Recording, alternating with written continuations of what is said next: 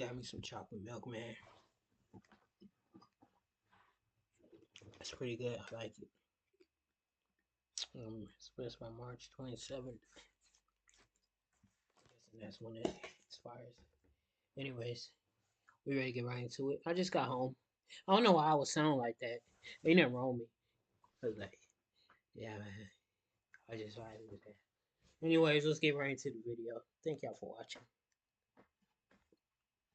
18 years since Josh is Done premiered, old, sad, and decrepit are three words that describe how I'm feeling right now. Josh is Done premiered as part of season 4 of Drake and Josh all the way back in February of 2007, releasing just 5 days before my girl Britney Spears famously crashed out and shaved her head. And I'm not trying to say this episode caused her to freak out, but this might have been the thing that tipped her over the edge. Despite Drake and Josh being an extremely memorable show, this episode in particular has always stayed in the back of my mind ever since I saw it all those years ago. And it seems you guys remember it just as well as me, because this is one of the most requested Drake and Josh episodes we get in the comments, so I'm excited to finally cover this one. So guys, since this episode is old enough to purchase Grand Theft Auto from a store without their parents' permission, it's definitely time to take a look back and see if Josh is Done is as good as we all remember it being back in the day. And as always, if you like this video, please be sure to give us a like and maybe even subscribe. I'll actually scream at the top of my lungs if you do. And if you have any other episodes or shows you want me to cover in the future, let me know in the comments. Alright, let's dive in. In the cold open, Drake calls Josh and hassles him to come play ping pong with him, even though Josh repeatedly says no and that he's busy studying.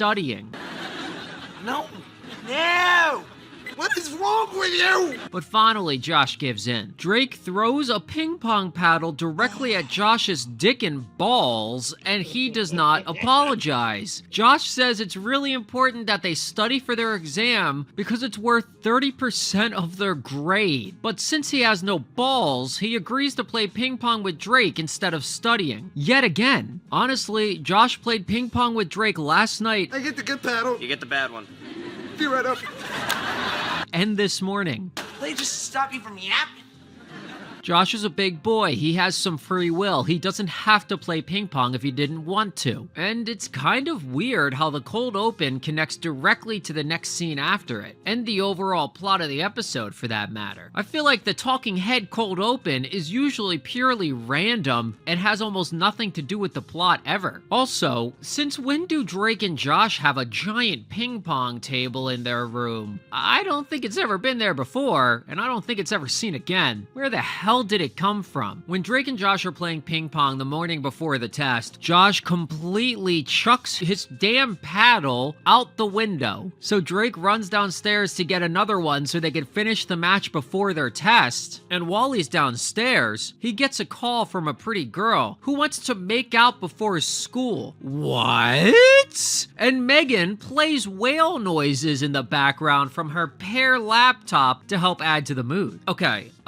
Why did this girl call the house phone? We see that they have cell phones. The mom could have answered the phone. The mom could have been listening in on another line. Just text him for that matter. You don't even have to call him. Drake, of course, leaves to go meet up with the girl, thinking with his dick, as usual. And a minute later, Josh comes downstairs. Megan says Drake already left, and Josh freaks out because their important exam starts in 24 minutes. There's no other way to put it. And he has no ride to school. He decides to take his bike, but that isn't an option either because Drake ran it over last night.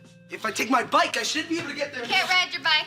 Why? Drake ran over it last night. Oh, come on! With no other choice, he makes a run for it, and school is 2.5 miles away. He's gonna need an impressive mile time to run at that pace with a backpack full of textbooks slung over his shoulder. And I will point out, in modern times, the easy solution here would be Josh just calls an Uber and makes Drake pay for it later. But this was 2007, so no luck there for Josh. Cut to the classroom where Drake is making out with the girl without a care in the world, and the teacher goes and locks the door as class is starting, and so is the exam. Josh faceplants into the door covered in sweat and screams that he's sorry he's late and begs to still take the test. And I think Josh actually fucking slammed into the door because he left a face print on it. And look, straight up, this teacher is an asshole. Exams means it's the end of the term usually. Surely by now he knows what kind of student Josh is. He tries very hard in class, he cares a lot about his academics, and the teacher should know this. What kind of rule is that to enforce? What about family emergencies? Anything. The teacher tells Josh he can take a makeup exam Saturday at 6 a.m., but he's gonna be marked down an entire letter grade. Josh loses his goddamn mind and tries to attack Drake right there in the classroom, but the other kids intervene. Why would they do that? High schoolers love fights. Unrealistic. And Josh leaves after being screamed at again by the teacher to get the hell out. Drake barely even reacts as well, as Josh is sobbing over this entire situation. Bro just kind of stares at him and doesn't say anything. Later at home, Drake gives Josh a half-assed apology and says he got him a sit and bounce to make up for everything. Megan comments, Doesn't that kid Robbie next door sit and bounce just like that? No. and she's talking about the same neighbor Robbie from Treehouse, the previous episode. And it's strongly implied that Drake just stole this toy from him. And really, Drake, you just blew up his treehouse one episode ago. The only place he could go to cry in private. And now you're stealing from him? Hasn't the kid been through enough? Josh hardly reacts, and he doesn't act angry or mad at Drake, but his non-reaction is kinda worse. He just focuses on reading his book and doesn't pay much mind to Drake at all. He's just completely checked out at this point. I'm not mad at you. I'm done. What is that supposed to mean? I don't want anything to do with you anymore. Megan tells Drake, wow, you really fucked up on this one, huh? And Drake says, nah, it's no big deal. Josh will pout for a few days and get over it. But Megan says this sounds serious. And then Robbie busts through the front door and reclaims his sit and bounce, kicking Drake in the shins. Deserved. Cut to the premiere, and Josh is hanging out with Craig, Eric, and a coworker who we don't usually see out of uniform. So I guess that's pretty cool. Crazy Steve comes over and asks Josh for help with the popcorn machine, and Josh declines because he isn't working tonight. So Steve assaults Eric and launches Craig's hot dog across the room. Why'd he chuck my wiener? Drake walks over and pulls up a chair and asks Josh if he's down to see a bad movie since it's Bad Movie Tuesday, but Josh says him and his crew are going to see a laser light show. Then why did they go to a movie theater? Just to buy overpriced hot dogs? Literally, who goes to a movie theater with no intent of seeing a film? Drake, of course upset, complains that it's been 5 days already and asks Josh when he'll stop being mad. To which Josh replies, I told you I'm not mad at you. I'm done with you. ouch. Cut to Drake playing his guitar in bed, and Megan asks if he's even gotten out of bed today at any point. She calls him out for being upset about not having a brother anymore and being demoted to just roommate by Josh. I guess we'll be roommates until the day I leave for college, but that's all we'll be, is roommates. I'm done with you. He denies it and says he doesn't care, and says that Josh needs him way more than he needs Josh, but Megan isn't buying any of that bullshit. Josh then enters the room and announces to Megan that he aced the makeup exam, and a pretty girl asked him out, and it's kind of funny how he's clearly trying to use Megan as the replacement here. He then tears off his tearaway pants to reveal some athletic shorts, and the audience goes, which makes me uncomfortable. He says he's off to go play some racquetball, and damn, Josh is a big baller. $250 for a racquetball racket? After Josh leaves, one of Drake's guitar strings breaks. Of course it does. At the premiere, Josh gets a random $6 tip from a customer. And yeah, that's nice and all, but who tips at a movie theater snack counter? And Craig and Eric are out here with loose lips, yapping Josh's personal business to everyone at the premiere. You left your rash cream in my glove compartment. To which Josh says he doesn't need it anymore. My rash went away. You've had that rash for 3 years. Why would it just go away all of a sudden? Then clearly the rash cream wasn't working anyway? What was bro putting on his skin for 3 years? Drake shows up at the premiere bitching that their car ran out of gas because Josh didn't fill it like he normally does, and then he says he's going to go see a movie because their mom gave him $10 to get out of the house. Josh's coworker tells him that movies actually cost $11, not $10, so Drake says fine, then I'm just going right in, to which he does. And this may seem crazy of Drake, but believe it or not, this same strategy works just a few episodes later in the Megan's First Kiss episode. Tickets, please. Oh, we don't have tickets. Must be catching our movie. Not the preview. Totally do. But Josh calls security and Drake is promptly removed, while Josh nonchalantly discusses different types of sandwiches with his coworkers. And I find it interesting they keep saying the word hoagie, since that's kind of a Philly thing, and they're supposed to be in San Diego. So what's the difference between a hoagie and a submarine sandwich? I always thought a hoagie was a hot sandwich and a submarine could be served hot or cold. Do people say hoagie there? I mean, I didn't think they did. If you're from San Diego, let me know. Cut to class where Drake barely makes it on time because Josh doesn't wake him up in the morning anymore. And as he walks to his seat, there's actually a boom mic visible at the top of the screen, proving that not only is Drake's life falling apart without Josh's friendship, but the actual production quality of the show has began to suffer as well. A girl points out that Drake has a zit, and he freaks out because he's never had a zit before. And it's kinda crazy that they're both having skin changes from this plot. Josh says he found a new lab partner, and Drake is told he has to work with Clayton now. And since bro doesn't really speak actual English, What am I supposed to mix this stuff with? he can't tell Drake what to do like Josh normally does, causing Drake to accidentally create a dangerous chemical reaction and get rushed into the emergency power shower. Okay, why does it have an alarm? The power shower. Hey, watch it. What is this?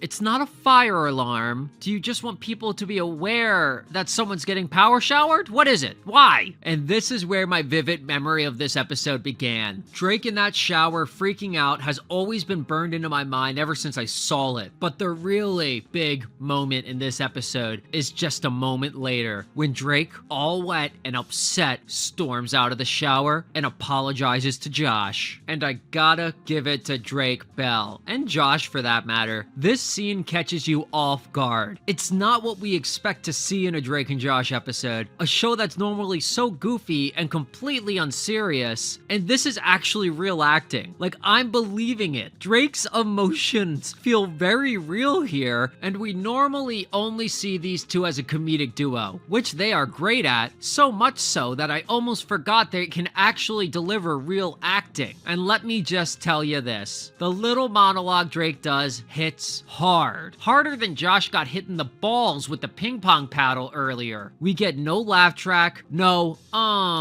reaction from the audience, and the quietness makes a big impact, if I'm being honest. The teacher says, Josh, do you want to go talk to Drake? And he says no. And the scene ends. And I'm not gonna lie, I'm feeling pretty empty inside right now. And there are only 2 minutes left in the episode, by the way, which is shocking. How are they gonna wrap this up? I know they obviously make up, but how? Well, cut to a depressed Drake sadly bouncing a ping pong ball by himself when Megan comes into the room to return his guitar, which she says she used to kill a spider, and he's too depressed to even react or get mad. There is now 1 minute and 30 seconds left in the episode, and nothing is resolved. Drake looks like he wants to throw himself off of a building, and the two haven't even made up yet. With less than 90 seconds to go, including the credits, Josh bursts through the door, making some fun karate sound effects that harken back to the way the episode started. And the two of them just start playing ping pong in their silly voices from the beginning of the episode. Okay, alright. Look, honestly, the writers could have given us a sappy emotional speech from Josh about how he forgives Drake and wants to be brothers brothers again, but it wasn't needed, and this ending was a much better choice. There's just something really sweet about their bond being so strong that there's an unspoken understanding between them that things are okay again. With Josh challenging him to a ping pong battle in a goofy voice, showing us that he's ready to pick their friendship back up right where it left off. And honestly, yeah, it's one of the sweetest moments in the series. The only thing that bothers me though is that Drake didn't truly learn his lesson in this episode. He figures out that he needs Josh more than Josh needs him, sure, but there is no real reflection at all from Drake about his own behavior and the way he treats Josh poorly all the time. His apology scene, while soaking wet from the shower in the classroom, is memorable, don't get me wrong. That shit is burnt into my brain, and it kinda gets me choked up every time. But at the same time, his apology feels a little meaningless because he doesn't actually change. In Merry Christmas, Drake and Josh, he's too busy making out with a random hot girl to notice that Josh is,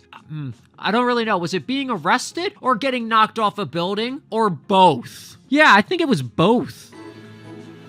Hey, where's your brother Josh? You're so pretty.